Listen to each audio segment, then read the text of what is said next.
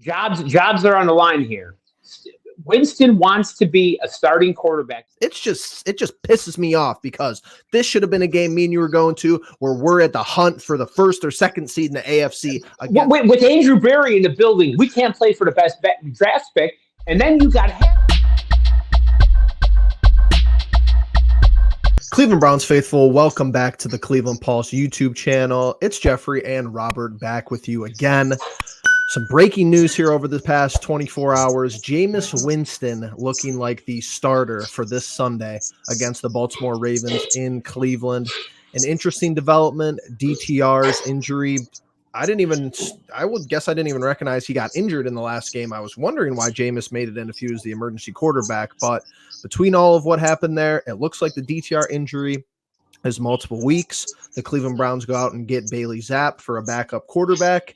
And we're going to see how this offense looks with Jameis Winston, Robert. What are your initial thoughts here with this announcement? Here's my thoughts. Listen, Jameis Winston, he threw in 2019, he threw for 5,019 yards in Tampa Bay under Bruce Arians, who some of you Cleveland Browns fans know very well. Bruce Arians is a hell of an offensive mind. Now, 5,019 yards, he threw 33 touchdown passes. Those are great numbers, right, nephew? Of course. The downside, he had 30 interceptions. That's always been Jameis's problem, right? Absolutely. So if we could get Jameis, okay, kind of like Flacco, if we can kind of contain Jameis, if we can get him to not make the huge mistake, I love this move. Yeah, I think if you haven't really followed his career, I'm not sure you actually understand about the, pure statistical numbers that he's put up as a starting quarterback in this league. He's started nearly 100 games. He has over 22,000 passing yards, 142 touchdowns, but he's just been crippled like with the turnovers, like you said, 99 interceptions, a 34-46 quarterback record. So just not a good, consistent, standalone guy in the NFL as far as, quarterback play, but it's not like he's terrible. It's not like he's a rookie or some scrub. So, before we move on, let's talk about what happened last week. So how do you feel about Stefanski saying, okay, we didn't think that Jameis Winston could be usable against the Cincinnati Bengals in short down situations? To me, that seems like just another. I don't understand why that was said, however you slice it up, but it just seems like more of a crock of shit to me because, what does that even mean? You're telling me the Cincinnati Bengals are abnormally good at stopping quarterback sneaks? Maybe that's the case, but I don't know why it wasn't articulated like that to say, hey, this is why Winston wasn't going to be the backup. No, absolutely not. Kevin was tripping over his own feet there. We all know that. He had different excuses. The short yardage package wasn't in effect, blah, blah, blah, blah. We all know the reason why. If I was at the game, we know the reason why Jameis was inactive, because as soon as we went 3 and out or Deshaun threw an interception, they would be calling for his head, okay? Now, they were calling for DTR anyways. You know what I'm saying? The heat was on anyways before the injury. They were calling for him. Absolutely. So, and that's another reason. This is just what has disgusted me about the whole situation. I was talking to a couple people who I work with yesterday, actually. The Watson decision, and this is probably the last we'll really talk about it for this year because you don't want to belabor the point, but the Watson situation, the decision is one thing. If you make a mistake, just the doubling and tripling down has been my issue. We're not going to retain Flacco because we don't want, Watson's ego or whatever it may be. And you don't want people saying, hey, let's get Flacco out there when we're 1-1 or when we're 0-1. The same thing, like you just stated, seemed to have happened this last weekend, where it's just to the point where, they don't want to be calling for the backup quarterback as soon as the drive goes sideways.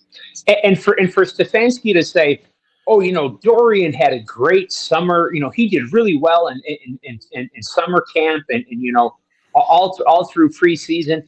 That was such that was comical. For him he was tripping over his own feet right there. He would have been better off to say nothing. Go ahead. Absolutely, and it's too late for that. It's not like it was week 2 or 3. What are you talking about? The preseason? The preseason was 2 months ago. It's week 7. So let's transition over to the Ravens game. I think your only benefit here is that they're coming off a short week, even though they looked absolutely lights out against the Tampa Bay Buccaneers on Monday Night Football.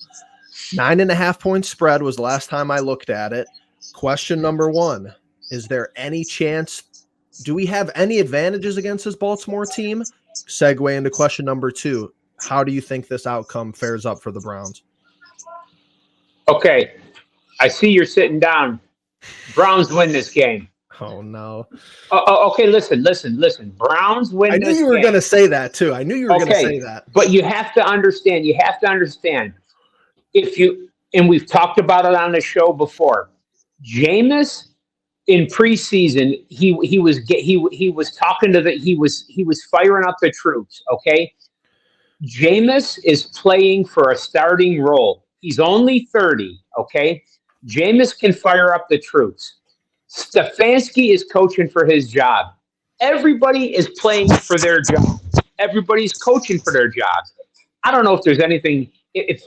Here's my opinion: Stefanski may have lost power within the organization. But I think if Stefanski can go on a run, hear me out here. Stefanski goes on a run.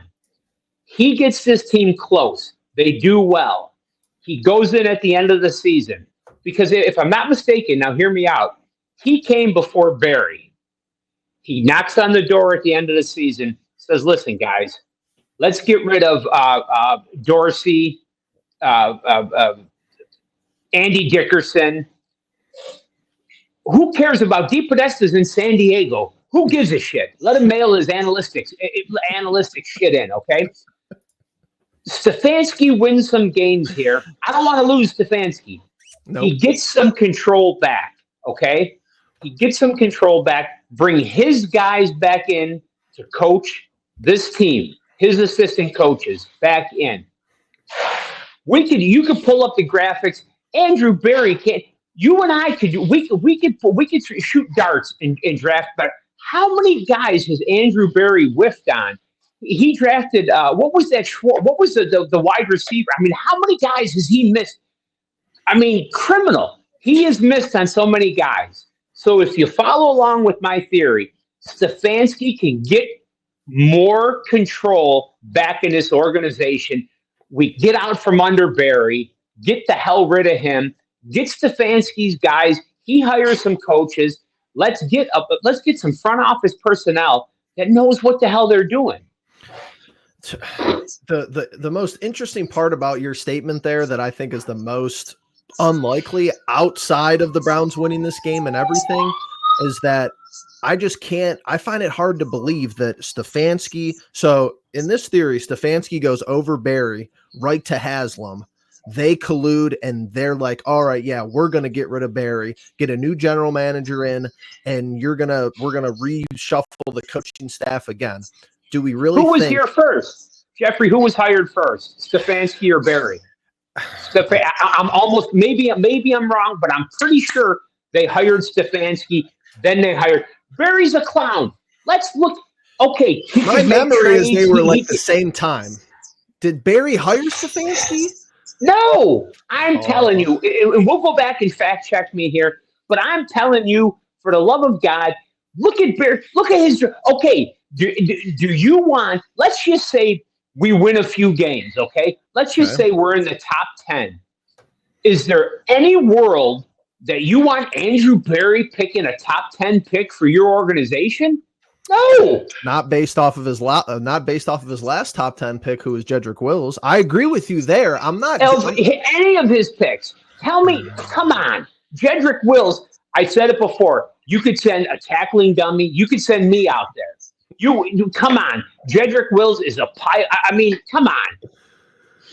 So I'm gonna fact check you a little bit live here because interesting. We're gonna do some investigation live on the spot here. It is Special investigation. It's very, very interesting. So you're technically you're correct, but Barry has been here much, much longer than Stefanski. He was here first. Barry was here first, and then he left. He wasn't a GM. Barry wasn't the GM. 2016 vice president of player personnel. So he's been associated with the organization for nearly a decade. January 27th, 2020, Barry, general manager and vice president of football operations. January 27th. The press release from the NFL for us hiring Stefanski was January 12th. So technically, you are correct. Stefanski was named the head coach before Barry. You find it hard to believe that Barry didn't have a whole lot of input with it.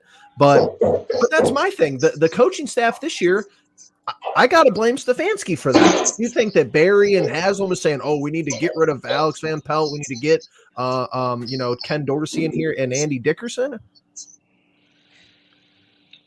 I believe that. Yes, I believe that. I think that Stefanski sort of, I don't know. Why would, I think they made him fire those guys. Allegedly, he wanted Van Pelt to stay, allegedly. But it's not like Van Pelt had this work of evidence where you're like, oh, yeah, Van Pelt did that. We didn't even know what Van Pelt did. Well, look at, maybe that's why we're missing Van Pelt. Maybe. It's not like the Patriots offense is elite, though. Not that it ever would have been. I would have look been what more... he's dealing with up there. Gerard Mayo. I mean, they're a mess. I know. The case study on Van Pelt would have been a lot more interesting if he went somewhere that wasn't in complete rebuild mode. Like if he went to like a Minnesota and they were playing well, or if he went to, some contender in even a mid-level contender, would have been more interesting. But what I don't understand is how come if he brings in Dorsey and Stefanski is the offensive-minded head coach, and he's calling the plays, why are we running Dorsey's offense? You know what I'm saying? If I'm the head coach, right, and I bring in somebody else's, you're running my offense, buddy. You know what I'm saying? That's what I don't understand. Yep. And I think that's what you're going to see. I'm telling you, and here's why. We're going to go back to the Ravens. Our defense has kept us in ball games. I'm going to belabor it again. Schwartz has only started to blitz because he's had to go out and score points because he knows the offense is anemic. Okay, he actually didn't blitz that much this last weekend, which was good. Right, they have to do something. So he knew that the offense wasn't going to score, so they had to do something. For the love of God, now Jameis is going to move the football. And Jameis moves the football. They score some points. What do you think is going to happen? We're going to win some football games. We got to score. We're almost at the point where you have to score touchdowns, though, because Hopkins has been so unreliable the last 2 weeks. But let's not. Well, that's a great point. He's lucky.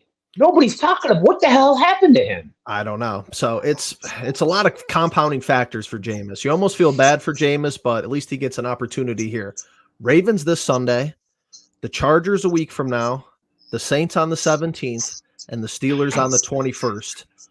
3 home games out of the next 4. Let's wrap up here a little bit, and I want to hear how many wins do you think you see out of these next 4 weeks? Okay. I think you could listen. The Ravens, I already called it. You could win the Ravens game. While the Chargers, they're not there yet. Harbaugh is a hell of a coach. The Chargers, they could stub their toe. Do you ever see a world where we could beat Pittsburgh? I mean, not with the way this offensive line is playing. How do you see us beating Pittsburgh? I mean, unless Miles takes his helmet off and beats Mason Rudolph's not even in Pittsburgh anymore. So, but I mean, there's winnable games there. They're going to beat the Bengals in Cincinnati. We're not going to get swept by the Bengals, buddy. I'm telling you. Competent quarterback play, we would have won that game on Sunday. The New Orleans Saints, if you want to talk about a bad outfit, There's wins to be had. Everybody's talking about 1-16. If you let Jameis give him the ball, let Stefanski call the plays, it's not over. Jobs are on the line here. Winston wants to be a starting quarterback. He got a 1-year contract, right? Winston's 30. He wants to be a starter. Why can't he be a starter here next year? I think you have conflicting motives because at this point, do you play for the best draft pick that you can? I think you'll really, again, we have to reshift and look at the narratives every week with these fools. But you can't play for the best draft pick. You can't play for the best. With Andrew Berry in the building, we can't play for the best draft pick.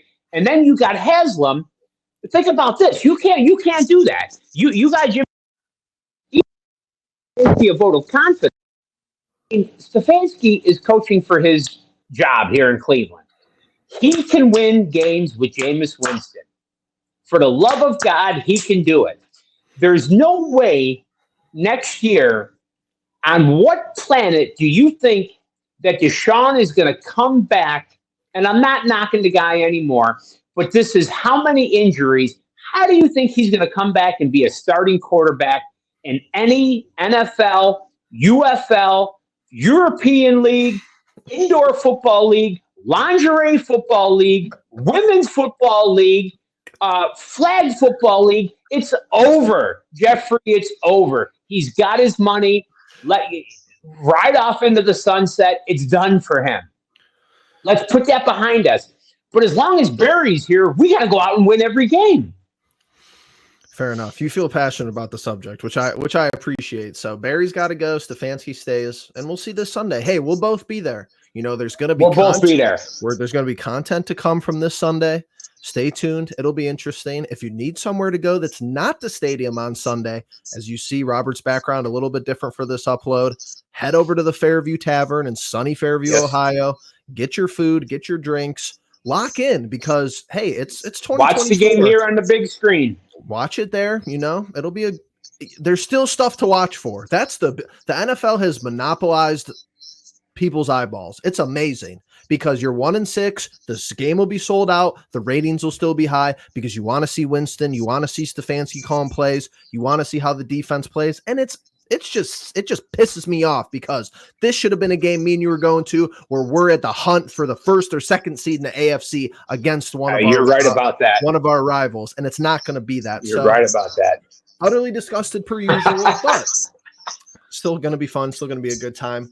If you're still here, like button, subscribe down below, comment. Like I said, check out the Fairview Tavern, and we'll just stick it out for the long haul here. And we appreciate you being the pulse of it all.